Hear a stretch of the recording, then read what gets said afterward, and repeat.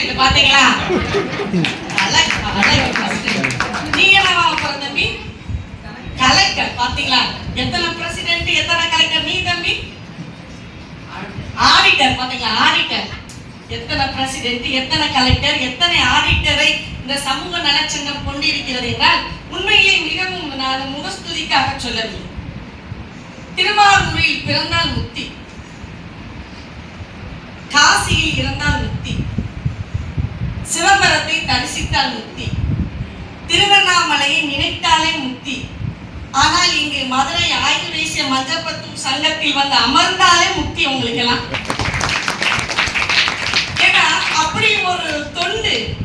ஏன்னா மதிப்பெண்கள் எடுக்கக்கூடிய மாணவர்களை விட மதிப்பான எண்ணங்கள் கொண்ட மாணவர்களை உருவாக்குவதுதான் சமூகத்திற்கு சிறந்தது. பாத்தீங்களா, ஒரு தொண்டு செய்யறாங்க, ஒரு பெரிய தொண்டு. இந்த தொண்டு எது பெரிது? எது பெரிது? பெரிது பெரிது எது பெரிது? புவனம் பெரிது. புவனம் நான்மகன் படைப்பு. நான்மகனும் திருமால் உந்தியில் தோன்றியவன். திருமாலும் அலைகடல் துயின்றவன். அலையிடலோ குறுமுனியின் கலசத்தில் அடக்கம். குறுமுனியோ கலசத்தில் தோன்றியவன். கலசமும் புவியின் ஒரு சிறுமண். புவியோ அரவின் ஒரு தலைப்பாரம். அறவோ உமையவள் சிறுவிரல் மோதிரம். உமையவளோ இறைவனின் ஒரு பாகத்தில் அடக்கம்.